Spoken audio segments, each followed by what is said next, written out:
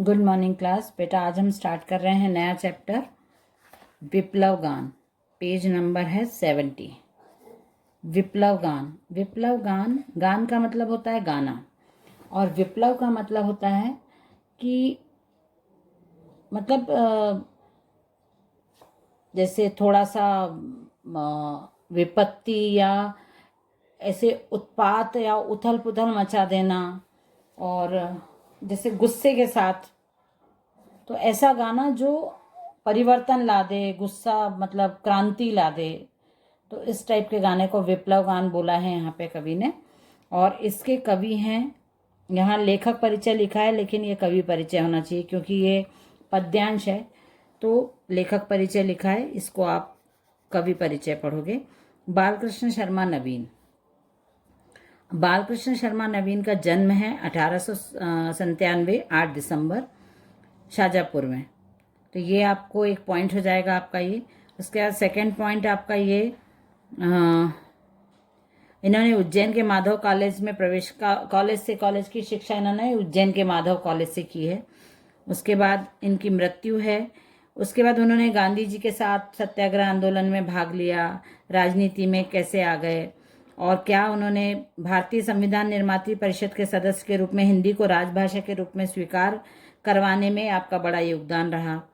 स्वभाव से कैसे थे, उनकी मृत्यु तक वे भारतीय संसद रहे। उसके बाद उनकी मृत्यु है 29 अप्रैल 1960 ईस्वी को हुई। ये आपके लिए पॉइंट हो जाएगा ये। उसके बाद उनकी रचनाएं हैं, नवीन जी की कुछ रचनाएं हैं, वो रचनाएं आपको लिखनी है।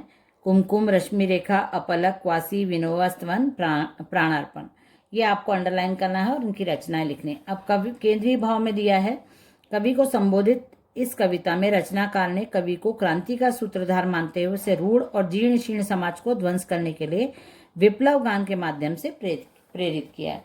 यहाँ इन्होंने जो रचना की है उसमें कवि को ही संबोधित किया है। कोई मतलब किसी भी कवि को संबोधित करते हुए कवि ने लिखा है कि क्योंकि कवि को इसलिए संबोधित किया है ये कविता में क्योंकि कवि ऐसी रचना कर सकते हैं जिससे समाज में बदलाव लाने की स्थिति उत्पन्न हो जाए। ऐसी रचना करो, ऐसा लेख लिखो या ऐसी कविता लिखो, ऐसा गाना लिखो। विप्लव गान का मतलब है कि आप ऐसा गाना लिखो। कवि को ऐसा बोला है कि आप ऐसा कुछ रचना कीजिए जिससे समाज में क्रांतिकारी परिवर्तन आए। एक आंदोलन छेड़ दो आप अपने गाने के माध्यम से कि लोगों के विचार बदल जाएं। तो इसलिए उन्होंने ये कविता कवि को संबोधित करते हुए लिखी है।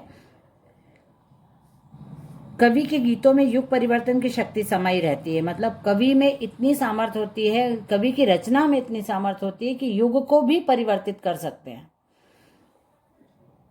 एक और वह ध्वंस की तो दूसरी ओर सृजन की सामर्थ्य को अपनी कविता में केंद्रीभूत करने वाले कवि ने जागृत का गान गाया। उन्होंने बोला कवि की रचना में इतनी शक्ति होती है कि वो विध्वंस भी कर सकते हैं। विध्वंस मतलब नाश, विनाश, सर्वनाश, नष्ट करना, इसको विध्वंस बोलते हैं। तो कविता में इतनी शक्ति होती है, कवि की रचना में इतनी शक्ति होती है कि वो विध्वंस भी कर सकते हैं। और सृजन मतलब बनाना, निर्माण करना, तो नया निर्माण, नया समाज बना सकते हैं, नए विचार बना सकते हैं। कवि की कविता जो रचनाएं होती हैं वो, और विध्वंस और विनाश भी कर सकती है। रचनाकार ने कवि के गीतों और अंधविचार को समाप्त करने के लिए अपने गीतों की तान छेड़ने एवं कायरता से परिपूर्ण भावों का उन्मूलन करने के लिए अपनी क्रांति भावना का प्रसार करने की प्रेरणा दी है। रचनाकार ने इस कविता में शांति की पक्षधरता से विमुख होकर क्रांति का प्रलयकारी आह्वान किया है। जो रचनाकार हैं उन्होंने ये जो रचना लिखी, विप्लव गान जो लिखा है, वो कवि को संबोधित करते हुए बार बार उन्होंने यही बोला है कि कवि आप ऐसी रचना कीजिए कि पूरे संसार में क्रांतिकारी विचारों की क्रांति फैल जाए, और जो समाज के खराब नियम हैं, समाज में जो अराजकता फैली है, समाज में जो बुराई, अज्ञानता फैली है, वो सब नष्ट हो जाए और नव निर्माण मतलब नए समाज का निर्माण करने में आपकी कविता सहायता करे। अब हम ये मतलब यहाँ पे दिया है, कविता का केंद्रीय भाव ये है। अब हम कविता रीड करेंगे। कभी कुछ ऐसी तान सुनाओ जिससे उथल पुथल मच जाए, एक हिलोर इधर से आए, एक हिलोर उधर से आए, प्राणों के लाले पड़ जाएं, त्राही त्राही नभ में छाए, नाश और सत्यानाशों का धुआंधार जग में छा जाए। बरसे आग जलद जल जाए, भस्मसात भूधर हो जाएं, पाप पुण्य सद्भावों की धूल उड़े उठे दाएं बाएं। नभ का वृक्ष स्थल फट जाए, तारे टूक टूक हो जाएं, कभी कुछ ऐसी तान सुनाओ जिससे उथल पुथल मच जाए। यहाँ पे रचनाकार ने कवि को संबोधित करते कि कभी आप ऐसी रचना कीजिए कि पूरे संसार में जो अज्ञानता का अंधकार फैला हुआ है, जो समाज में बुराइयां व्याप्त हो रही हैं, समाज में अराजकता फैली हुई, वो सब नष्ट करने के लिए हमको ऐसी आपको रचना करनी चाहिए जिससे पूरे समाज में उथल पुथल मच जाए। लोगों के नए विचार, पुराने विचार जो हैं लोगों के, वो जल जाएं, भस्म हो जाएं। एक हिलोर मतलब विचारों की हिलोर, विचार का आदान प्रदान होने लगे, लोगों के विचार बाहर आने लगे, जो मन में विचार हैं उनके जो बाहर नहीं आ रहे हैं, अच्छे विचार, और जो खराब विचारों से समाज चला जा रहा है, वो समाज में पुराने विचार खत्म होके नए विचारों का संचार होने लगे। प्राणों के लाले पड़ जाएं, लोग भयभीत होकर अपनी प्राणों की रक्षा करने के लिए सोचने लगे। त्राही त्राही रव नभ में छाए, पूरे सृष्टि में पृथ्वी, रव मतलब धरती और आकाश में त्राही त्राही मतलब लोगों में इतनी उथल पुथल मच जाए, इतनी क्रांतिकारी भावना फैल जाए पूरे समाज में, पूरे विश्व में, कि लोग त्राही त्राही करने लगे। नाश और सत्यानाशों का धुआंधार जग में छा जाए, सब जगह पुराने विचारों की, खराब विचारों की, वैमनस्यता की, मतलब दुर्भावना की जो शक्ति है वो नष्ट होने लगे, सत्यानाश हो जाए उसका, और आग बरसने लगे, क्रांति की आग बरसने लगे। भूधर, भूधर मतलब जो ये पहाड़ होते हैं, ये जल के नष्ट हो जाएं, खराब विचारों के पहाड़ जल के नष्ट हो जाएं, बुराइयों के पहाड़ नष्ट हो जाएं। जलद मतलब बादल जल जाएं, जो बुराई के बादल है वो जल के नष्ट हो जाएं। पाप पुण्य का भेद मिट जाए संसार से, और क्रांति की धूल उड़ने लगे पूरे चारों ओर वातावरण में। जो नभ है, नभ मतलब आकाश, तो आकाश में जितनी बुराइयां हैं वो फट के बाहर आ जाएं और वो समाप्त हो जाएं।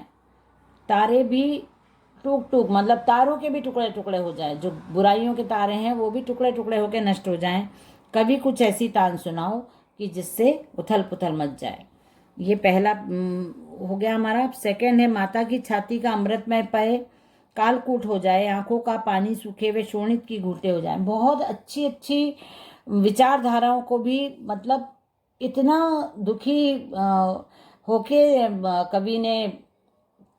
कवि को उद्बोधित किया है कि बहुत ज़्यादा समाज में बुराइयां व्याप्त हो गई हैं, मतलब कि माता का जो धरती माता की छाती में जो अमृत है वो भी विष के रूप में परिवर्तित हो जाए, इतना प्रलय ला दो संसार में। और जो आंखों से जो पानी बहता है, मतलब जो अश्रुधारा है, वो भी खून में परिवर्तित हो जाए। लोगों को मतलब जो बुराइयां हैं वो बुराई को खून के आंसू रोना पड़े और वो नष्ट हो जाए बुराई। एक और कायरता कापे, गतानुगति विगलित हो जाए, अंधे मूड विचारों का वह अचल शिला विचलित हो जाए। जो एक खराब बुराइयों की जो पत्थर की शिला बन गई है हमारे समाज में, जब बुराई इतनी जड़ पकड़ चुकी है, बुराई और गलत भावना, दुर्भावना लोगों के मन में इतनी पत्थर के जैसे जम गई है, वो भी उस पत्थर की बुराई का पत्थर को भी पिघल जाना चाहिए। और पूरे जो संसार में कायरता का वातावरण है, डरपोक, डरे हुए जो वातावरण है, डर का जो वातावरण है, वो भी पूरा नष्ट हो जाए, लोगों के मन से डर चला जाए। अंधे मूड मतलब जो ऐसे पुराने सड़े गले नियम है, सड़ी गली मान्यताएं हैं, वो संसार से पूरी तरह नष्ट हो जाए, उनका जो पत्थर पाषाण रूप है वो पिघल के और पूरा बह जाए।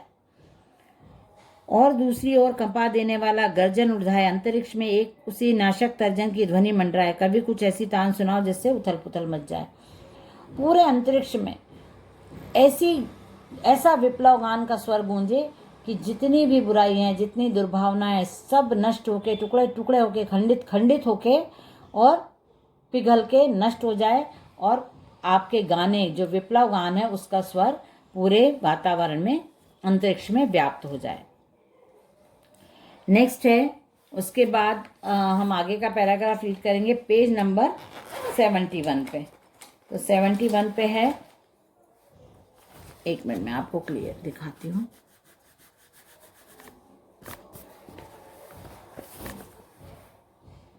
नियम और उपनियमों के ये बंधन टूक टूक हो जाए, विश्वंभर की पोषक वीणा के सप्तार मुख हो जाए, शांति दंड टूटे, उस महारुद्र का सिंहासन थर्राए, उसकी पोषक श्वासोश्वास विश्व के प्रांगण में गहराए, नाश नाश हो महानाश की प्रलयंकारी आंखें खुल जाए, कभी कुछ ऐसी तान सुनाओ जिससे उथल पुथल मच जाए।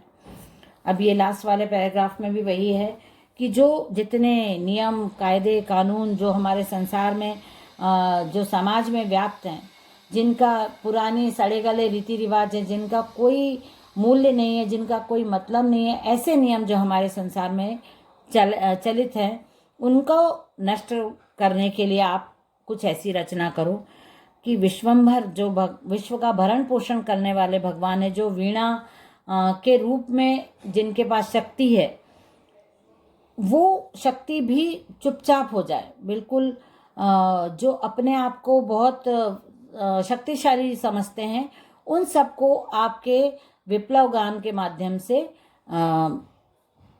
जो सही गलत है उसकी पहचान हो, और वो अपनी तान जो राग अलापते रहते हैं पूरे समय, वो उसको बंद कर दें। नाश नाश हो महाविनाश की प्रलयंकारी आंख खुल जाए। इतनी क्रांति ला दो आप संसार में कि भगवान शिव की जो तीसरी महाविनाशकारी महाप्रलयंकारी जो नेत्र है वो भी खुल जाए, प्रलयंकारी आंख खुल जाए। मतलब लोग इतना संसार में आप प्रलय जैसा माहौल कर दो कि जिससे लोगों के जो बुरी भावना है, जो अविश्वास की भावना है, जो गलत भावना है, पाप की दृष्टि है, वो सब नष्ट हो जाए, और प्रलयंकारी आंख के खुलने से लोगों के विचारों में उत्तेजना आके नए विचारों का सृजन हो जाए। कभी ऐसी तान सुनाओ जिससे उथल पुथल मच जाए। तो ये आपका कविता यहाँ पे ख़त्म होती है। अब हम इसके क्वेश्चन आंसर वगैरह नेक्स्ट क्लास में कंप्लीट करेंगे। ओके बेटा, चलिए बाय एवरीवन।